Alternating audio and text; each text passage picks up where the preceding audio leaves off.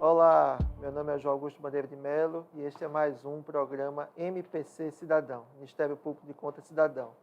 Nessa série que a gente trata especificamente sobre educação. Hoje temos a honra e o privilégio de contar com a presença da professora Josevanda Franco, secretária municipal de Educação do município de Nossa Senhora do Socorro, uma especialista em educação, presidente da Undime, União Nacional de Dirigentes Municipais de Educação da seção aqui de Sergipe. E mais do que isso, a professora, alguém que está, segundo a senhora mesmo disse, há 59 anos em sala de aula, contando o tempo de escola, viu? É bom frisar. E a professora Josevanda é, sem favor algum, acho que é uma das grandes especialistas em educação. A gente participa dos fóruns e dos eventos. Todos os profissionais de educação que com ela conviveram têm ela como uma referência e alguém que buscam na hora de traçar as políticas públicas de educação. Então, essa é a intenção desse programa, que é exatamente trazer grandes personalidades aqui da educação, como a professora Josevanda, para formar exatamente um repositório de boas ideias, de boas práticas, de encaminhamentos importantes para a educação. E trazendo encaminhamentos, professor, acho que a gente está meio em dúvida de por onde começar, então a gente começa sempre pelo início, né? Vamos fazer o simples. E eu gostaria de começar essa conversa, acho que um tema que é da mais alta relevância, que tem, de uma maneira geral, no Brasil, tem sido um pouco, não vou dizer esquecido, mas que poderia ser tratado com mais ênfase, que é o direito à creche e a frequência das crianças à creche. Nós vemos, existe, digamos assim, um mito de que a creche é apenas para que os pais possam trabalhar. A creche seria um local acolhedor, onde a criança pudesse ser cuidada, alimentada, onde ela pudesse passar o dia. Mas a ciência está demonstrando que não é bem assim, que a creche pode e deve ser um elemento importantíssimo do despertar para o conhecimento, das primeiras práticas educacionais serem colocadas nessas idades e como esses primeiros estímulos da primeira infância são importantes. Então, eu gostaria, professora Sara, com a sua grande experiência, falasse um pouco da importância de políticas públicas em relação à creche e que a gente possa cumprir as metas do Plano Nacional de Educação de pelo menos 50% nas crianças em creche. Muito grato, professora, por estar aqui. Eu é que agradeço a oportunidade, doutor Bandeira, e também parabenizo a sua iniciativa de discutir questões tão relevantes a respeito da educação, que embora esteja prevista em todo o nosso arcabouço legal, muitas vezes é negligenciada. Isso porque a educação traz resultados a muito longo prazo, mas a gente sabe o quanto ela é significativa na formação de qualquer sociedade. Então, veja, há uma tradição histórica no Brasil de considerar os primeiros anos de vida do indivíduo como anos de brincadeira. Vou colocar na escolinha só para brincar. Hoje a gente sabe perfeitamente que a importância do educar na primeira infância. Todas as atitudes dirigidas ao indivíduo desde o seu nascimento devem ter um caráter pedagógico.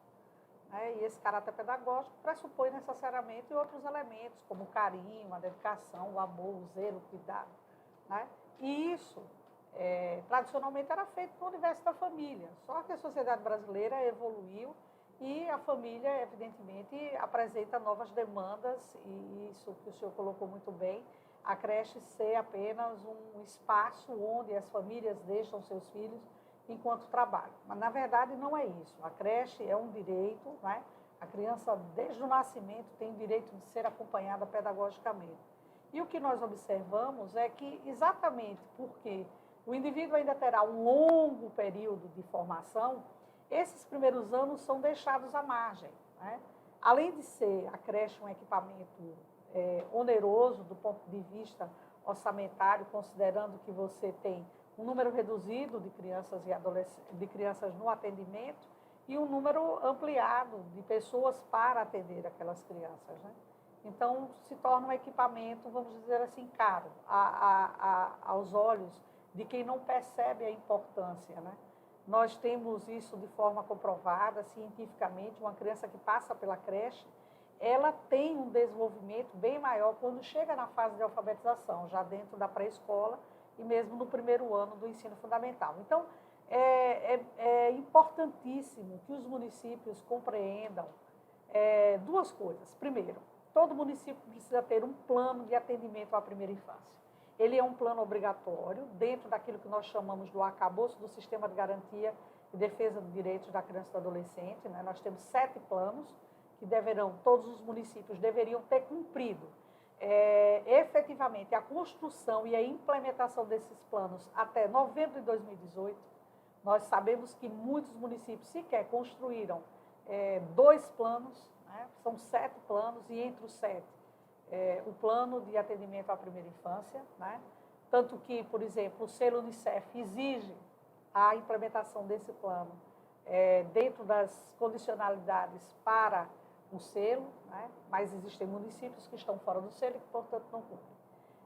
Além disso, é preciso compreender que em todo o plano municipal de educação, a primeira infância está contemplada. Então, na realidade, nós precisamos compreender que não é uma discricionariedade, quer do ponto de vista legal, quer do ponto de vista moral, né? Não é uma condicionalidade, não é implementa o sistema de creche se eu considerar importante. Não, é preciso implementar.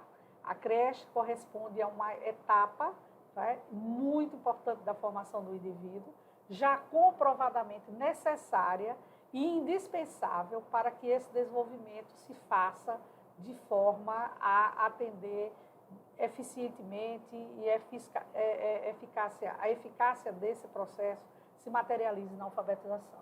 E em educação, professora, acho que é sempre muito importante frisar para quem está assistindo, de que se é algo que faz parte, que já está cientificamente demonstrado, que faz parte, faz parte da formação da criança, né? Esses estímulos logo nos primeiros momentos, então ela passa a ser essa política pública, ela pode não estar inserida naquela obrigatoriedade da educação básica, mas está na obrigatoriedade dos planos, que prevêem, pelo menos no Plano Nacional, 50%, e está previsto também na questão de que temos que a proteção integral da criança e adolescente, o próprio direito à educação daquela criança tem que estar inserido na política pública. Então, tem que ter um plano, uma política pública em relação a isso, que isso deve ser implementado. Mas, continuando o caminho, e acho que foi muito importante a senhora colocar essa questão essa obrigatoriedade de que cada município cumpra seu plano e faça o máximo de trazer essa política pública.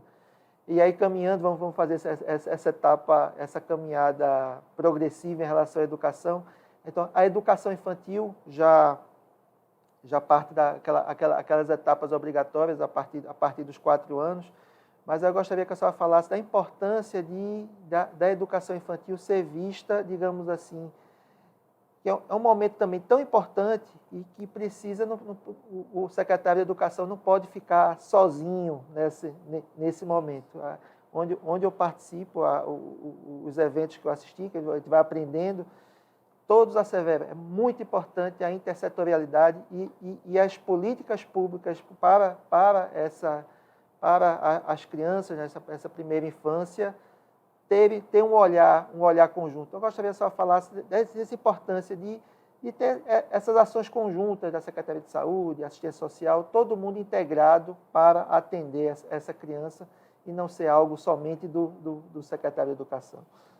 Veja bem, o princípio básico do direito da criança está disposto no Estatuto da Criança e do Adolescente. Logo nos primeiros artigos, 2 palavras, 3 expressões aparecem de uma forma muito forte, né? Primeiro, a articulação, a intersetorialidade e a prioridade absoluta. Isso é um tripé que nenhum administrador, independentemente da área, do segmento que atue, educação, saúde, meio ambiente, pode desprezar, né?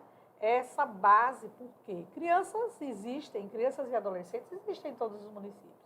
Então, todas as estruturas de gestão, elas precisam observar esse tripé e focar, né, naquilo que nós prospectamos para o futuro.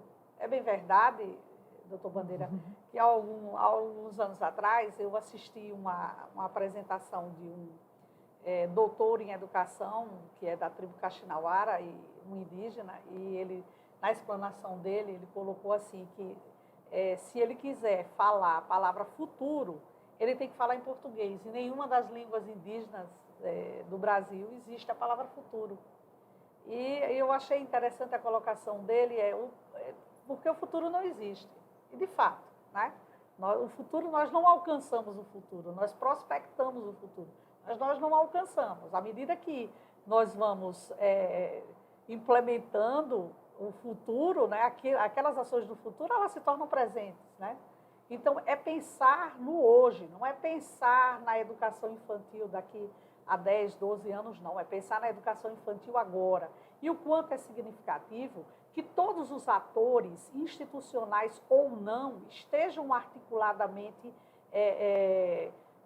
convencidos de que é preciso trabalhar, né, dessa forma, dentro dessa questão da intersetorialidade. Vou dar um exemplo agora, a questão da vacinação da polio. Nós tivemos uma reação da população à vacinação da polio, né, com uma presença baixíssima. Menos de 35% das crianças abaixo de 5 anos estão vacinadas no Brasil. Isso é uma coisa muito séria, porque nós já alcançamos momentos históricos de 100%. Então, como é que agora nós estamos diante de uma situação dessa?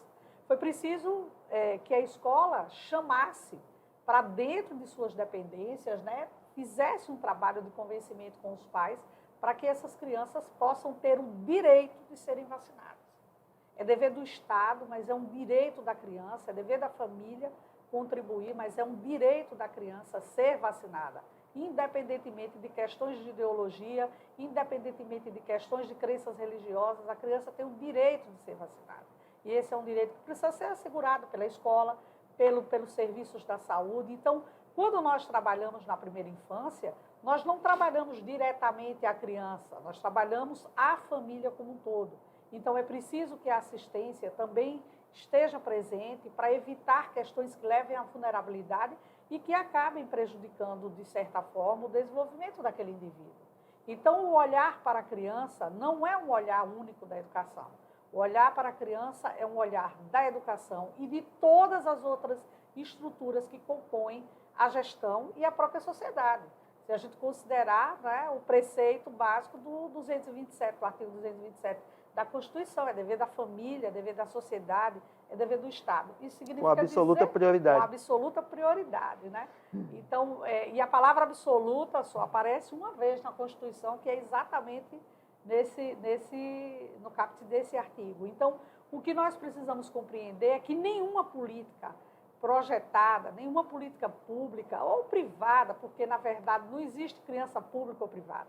Criança é criança. Os direitos da criança são assegurados a partir de um compromisso genérico, né, do que se entende por criança. Então, esse conjunto de direitos, ele não pode ser somente assegurado pela escola. Às vezes a gente tem uma compreensão equivocada, doutor João. Eu me deparo muitas vezes com propostas vindas do Legislativo para que a escola crie um comitê de proteção. Isso não precisa. Nós já temos um sistema de garantias. A estrutura do sistema de garantias é uma estrutura muito bem fundamentada, muito bem articulada. O que se precisa fazer é fazer valer, é implementar de fato o sistema de garantias.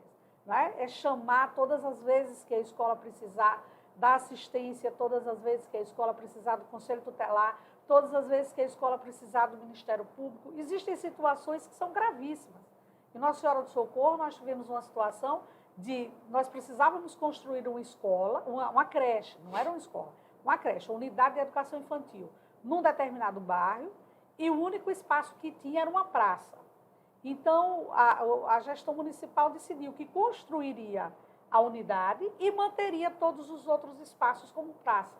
a população se rebelou, porque ela considerava que a praça era mais importante, certo, do que a própria unidade ali. E nós fizemos várias reuniões com a comunidade e nós conversamos com os líderes comunitários para mostrar que a unidade de educação infantil era tão ou mais significativa que a praça. E nós construímos, né? A unidade está lá, atende 128 crianças todos os dias. Então, dá para a gente perceber, né, que não é uma coisa fácil. A implementação desses espaços, a implementação dessa política pública precisa necessariamente de outros atores que possam integrar de forma articulada e intersetorialmente para que a gente consiga avançar. É importante, é muito, por isso que eu acho a importância do papel do Tribunal de Contas, porque o Tribunal de Contas talvez seja um dos poucos órgãos da República, pelo menos que tem essa missão de olhar, quando ele analisa as contas, analisar globalmente. Isso é uma questão difícil, que é o próprio ser humano, nós somos acostumados a prestar atenção em um ponto só. Então, às vezes, quando a gente olha a educação, a gente só olha a educação, a gente olha a saúde, só olha a saúde, olha a assistência, mas, como a senhora disse, professora, a criança, não existe criança pública, criança privada, e não existe a criança da educação, a criança da saúde, a criança da assistência. A criança é a criança, ela tem todos os seus direitos, e essa rede de proteção que tem que andar com harmonia, sinteticamente. Outra coisa muito importante que a senhora colocou, que é a questão do resultado. Precisamos trabalhar com resultado. Então, por exemplo, se a vacinação não é simplesmente deixar a vacina à disposição. Nós temos que trabalhar efetivamente para a vacina estar no braço. Então, é muito, muito importante essa movimentação da Secretaria de Educação de Socorro, de trazer a educação para onde, trazer a vacinação para onde a criança está e facilitar. Isso é muito importante em política pública, a gente avaliar como é que ela vai funcionar melhor. E aí, nesse compromisso com o resultado, aí, na nossa caminhada, gostaria que a senhora falasse, professora, um pouco da importância do processo de alfabetização, como ele é basilar no conhecimento, e também essa questão de que, eventualmente, que a gente esteja sempre revisitando. Então, a gente alfabetiza, mas se viu que alguma coisa no processo não deu certo, que a gente possa recompor essa, não só a aprendizagem da alfabetização, mas todas as aprendizagens ao longo do caminho. Eu gostaria que a senhora falasse um pouco sobre isso, sobre a alfabetização e recomposição das aprendizagens. Olha, nós temos hoje no Brasil um dos mais... eu gosto de chamar de belo porque eu acho que a beleza inclui tantos outros conceitos, né? Mas a BNCC, né, a nossa base curricular, ela se apropriou de uma necessidade da sociedade de transformar a educação em algo prazeroso, né? Nós passamos décadas tratando a educação como se fosse algo massificado, que não precisasse compreender o indivíduo enquanto indivíduo, né? Às vezes as pessoas falam assim, porque é uma criança especial. Na minha concepção, todas as crianças são especiais, independentemente, porque elas precisam ser vistas como um universo único, né? Uma coisa até redundante, parece redundante, mas o indivíduo de forma individual, né? E a alfabetização é esse momento, é o momento em que o indivíduo precisa ser tratado como um ser único, porque ali, no momento da alfabetização, estarão plantados todos os DNAs que vão produzir o seu conhecimento ao longo da sua vida. Então, a importância da alfabetização, é preciso que a política pública ela alcance não uma classe de 10 alunos, de 15 alunos em processo de alfabetização, mas cada um daqueles indivíduos de forma isolada, porque ele tem características próprias. Ninguém pega no lápis da mesma forma, né? Então, pegar do lápis, por exemplo, tem uma relação direta com o engatinhar. A gente nem imagina isso, né? Então, crianças que engatinham, que fazem todo o processo, né, de forma, dentro da perspectiva da cientificidade, elas têm uma facilidade maior de pinçar o lápis. É algo que vai remeter, veja, aos primeiros momentos da vida, que vai ser levado para a fase da alfabetização. Então, é preciso preciso investir na alfabetização, como o doutor Bandeira colocou muito bem, não apenas no momento da alfabetização, mas ao longo da vida inteira, né? Ao longo de, porque nós estamos aprendendo todos os dias.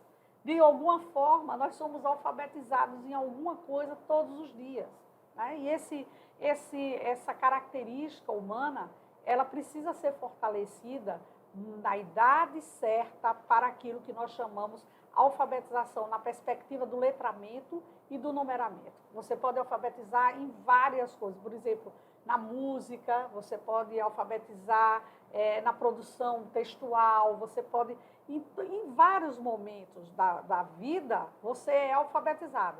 Mas aquela alfabetização que se restringe ao letramento e ao numeramento e à compreensão do mundo, do que é um quadrado, do que é um círculo, do que é o lado direito, do que é o lado esquerdo, se houver um comprometimento nesse momento, dificilmente a pessoa avança em relação a esse determinado conhecimento. Uma coisa que é muito interessante, eu tenho uma amiga, toda vez que eu falo, vire à esquerda, aí ela balança o braço esquerdo, certo? Vira à direita, aí ela tem que parar um segundo para ver, o lado esquerdo é o lado do coração, então é por aqui. E isso é uma falha lá da alfabetização, do momento em que ela deveria ter aprendido o que é direita e o que é esquerda. É uma coisa boba, comum, mas é real, né?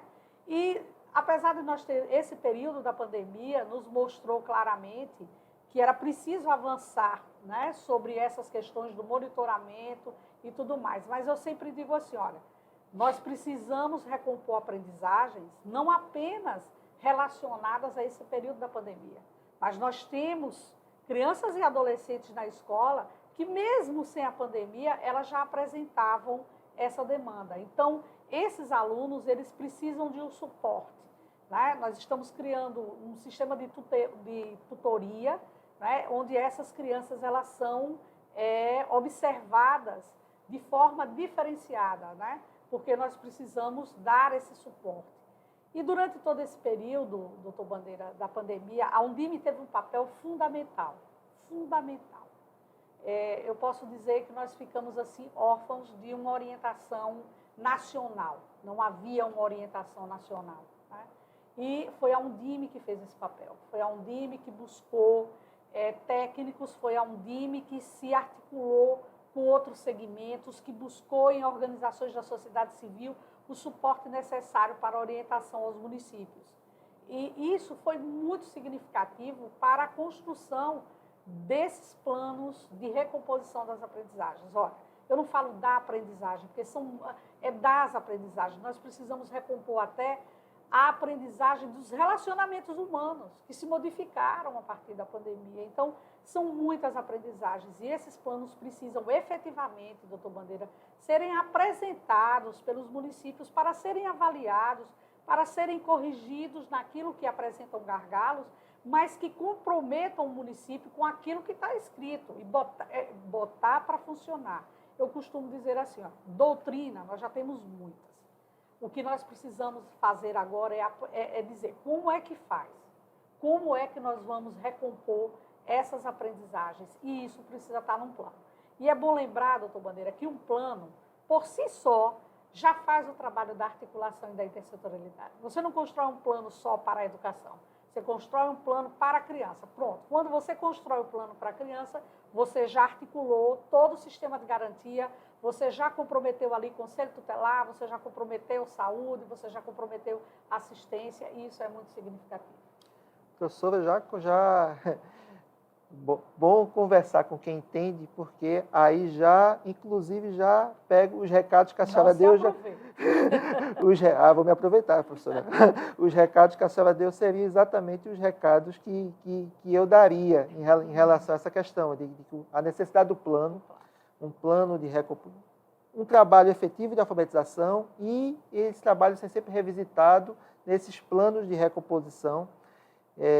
Tenho dito e tenho orientado os municípios, nós temos as atuais gestões dos prefeitos, vai até o final as atuais gestões vai até o final de 2024, então temos ainda o final de 2022, 2023, 2024, para trabalharmos essas lacunas de aprendizagem, essas lacunas de alfabetização, que, como a senhora disse, não são só da pandemia, ela já vem de antes. No caso, Sergipe já tinha problemas de continuidade, assim, de proficiência ao longo de sua história. Tá? A pandemia veio somente revelar isso de maneira mais, colocar mais luz, né, nessa questão. Então, é muito, muito importante isso. E sempre plano nunca é plano de um só, né? Até dentro de casa, se a gente for fazer um plano para viajar, tem que ouvir todo mundo. E os filhos vão crescendo e a gente tem que ouvir, inclusive eles. Então essa questão do diálogo, o diálogo com a sociedade e o diálogo interno nas administrações públicas, professora, realmente, como a senhora disse, esse diálogo é importantíssimo. E como eu vejo por aí secretariados que não conversam. E aí é muito importante termos a educação conversando com a saúde, com a assistência, com finanças, que finanças seja compreensivo com todos. Então, professora, para finalizar a nossa conversa, gostaria que a senhora detalhasse um pouco mais. Eu acho que a senhora colocou um ponto importantíssimo da importância da Undime. Esse período de pandemia, eu faço parte do grupo do GAEP Brasil, que é o grupo que começou como enfrentamento da educação na pandemia e hoje é o aperfeiçoamento da política educacional, que tem a participação ativa do professor Luiz Miguel da Undime, e vejo como a articulação dos dirigentes municipais de educação é importante nesse ponto e como a Undime está imbuída do propósito de melhorar a educação brasileira. Então, gostaria que a senhora, tem nossos minutos finais aqui para a senhora pudesse dar, digamos assim, falar um pouco desse trabalho que eu reconhecidamente profícuo da Undime, tanto aqui no estado de Sergipe como no Brasil. Eu considero que o papel maior da Undime, né, às vezes a gente tem dificuldades até para explicar, porque as pessoas imaginam que a Undime é para dar suporte técnico aos municípios. Não é esse o papel fundamental da Undime, é esse papel articulador, é esse papel de colocar diante do dirigente municipal de educação possibilidades para que ele possa, a partir dali, construir suas próprias políticas, né? Nesse momento, eu acho interessante, todo mundo quer um modelo para tudo. Então, foi pedido assim, a Undime não tem um modelo, no caso das condicionalidades agora do Fundeb, né? Não tem um modelo de lei. Como um modelo de lei? Cada município tem suas particularidades, né? Um modelo de decreto. Então, um modelo de plano, precisa sentar, precisa construir, né? Mas a Undime tem dado um suporte fundamental no sentido de promover, através dos seus eventos. Nós fizemos agora o 9º Fórum Extraordinário, contamos com 1.300 pessoas, foram 4 dias assim, de profícuas realizações no sentido das mesas redondas e tudo mais. Ela abriu essa porta. Nenhum dirigente municipal de educação está só. E isso é muito importante, né?